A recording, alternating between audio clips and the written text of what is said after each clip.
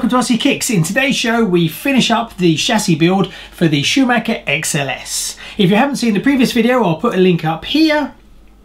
In this video we basically finish up all the suspension, the arms, the drive shafts, the hubs, and basically get it to the point where it's ready for paint. We will then be putting in electronics, painting up the body box art, and then taking it for a drive.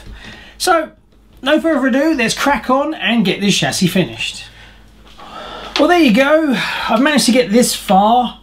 I managed to get to page 17, step 20. Off camera, I just put the mount on the top here, and that's pretty much it. I've actually cut out the body off camera to make that fit. This alone took me quite a while. And I probably need to adjust it just a little bit more, but it's pretty much there now. So we crack on, and we're now on page 18, step 22. I've now started to put the arms on, so I've just put everything together ready to go, and now we will just fit the arms. Unfortunately, I had some technical issues and I lost some footage and audio, so that's why the sound has gone a little bit strange, but it settles down after this. Fitting the arms was no problem at all and was very easy. Getting the pin to go through was a little bit tricky, but no different to any other kit, so this bit didn't actually fight me that much.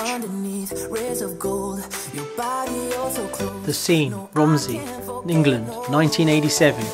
The privateer racer Masami Hirosaka arrived at the IFMAR World Championship with his Schumacher Cat four-wheel drive buggy and powered by his only sponsor HPI Japan. He quickly grabbed the attention of Schumacher factory driver Phil Booth and founder-owner Cecil Schumacher. The pair gave Masami the exclusive new and yet to be released in Asia long wheelbase version of the Cat known as the Cat XL. With the bone stock XL at the helm, Masami went on to win the World Championship in Romsey, planting him firmly at the racing map as a force to be reckoned with. It was the very race that kick-started his domination throughout the end of the 80s and into the early 90s, and established him as one of the most dominating drivers of all time.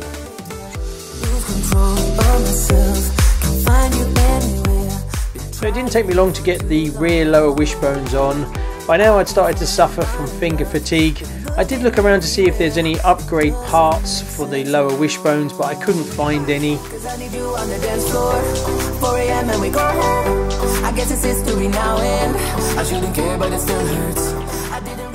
These are very simple lower wishbones and how you attach them.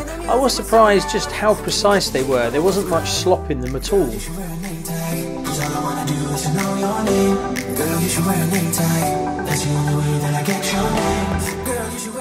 Out of all my cards in my collection, I've never seen hubs quite like these before. You basically attach the ball joints inside the cups, and then you attach from the top and the bottom. Connecting the upper wishbone and the lower wishbone to the hub was pretty straightforward and quite easy. It was just a strange design.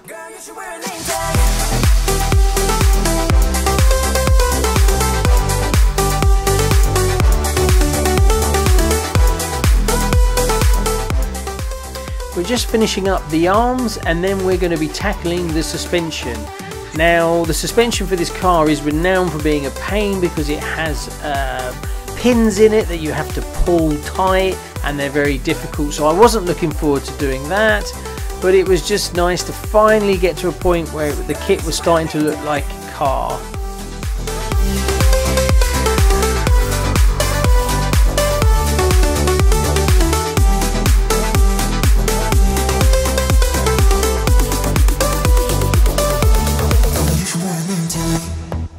Finally, there we go. Actually starts to look like a car now. That was fun.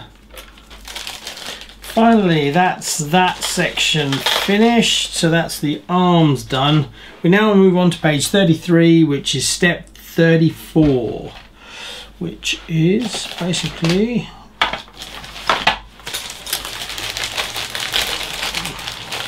the rear suspension mount.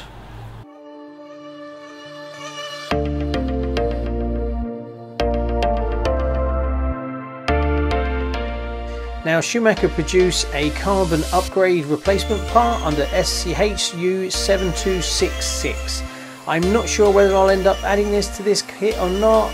We'll just have to see how much driving I do with it. I think you can agree that my enthusiasm had started to wane by now. It had been a long day fettling this kit and I just wanted it finished. Right, now we move on to the suspension.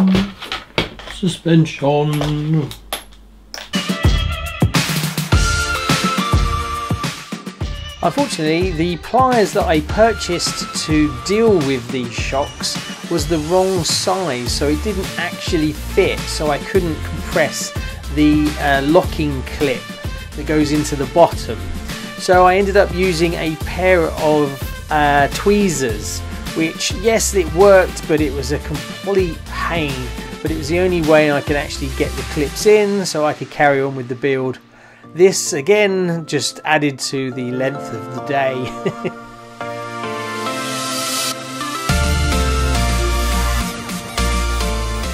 Now it was 20 minutes of struggling and my fingers were throbbing, but I actually achieved it, so it was great to have the suspension finished so we could move on and wrap up this build.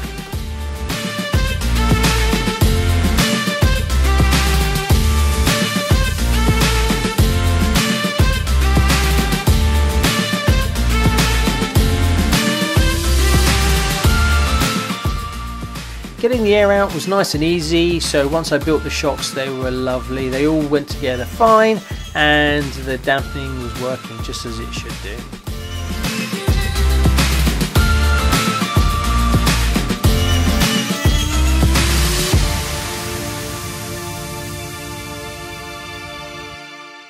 So, finished the shocks. Oh, that was fun. Never a good thing. But with split pins and thingy clips, whatever you call them. Oh, what a pain in the backside. So we now move on. Oh, getting to the end of the build now.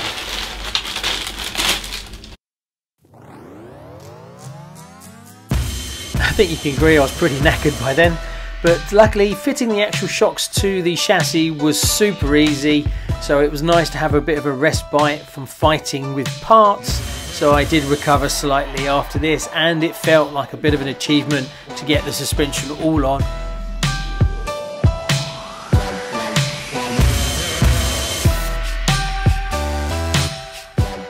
Now if you're flash with a bit of cash and you want to put some bling on your Cat XLS, Schumacher do a carbon chassis which is U7263, as well as a top deck in carbon which is U7264. So you can really add some bling. Whether it actually improves the car's handling and performance, well, that's down to you.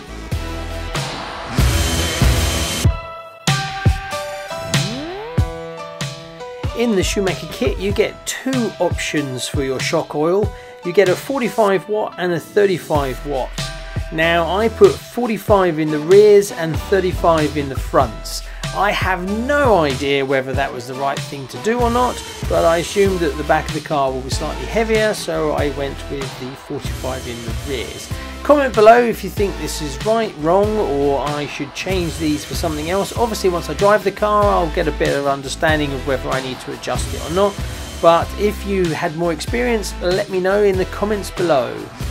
Also, if you've upgraded any of parts of the car with the carbon deck and things like that, let me know if you found it to be a massive improvement or no difference, but it just looked good.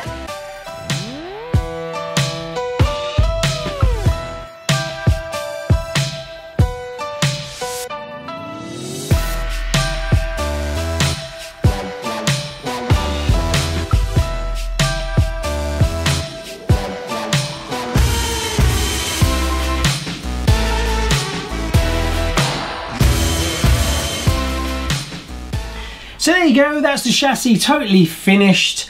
Next we need to mask up the body and get some paint laid down.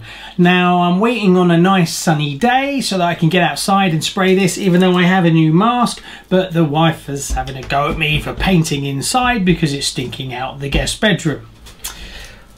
Actually, I've found splashes of paint on the washing machine and on the mirror upstairs.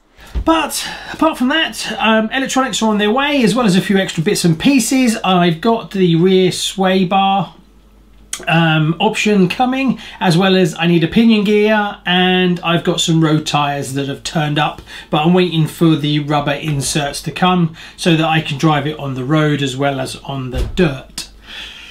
So, thanks very much. Please like and subscribe, and don't forget to check out RCKicks on Facebook. I'll put the link below, and I will see you on the next one.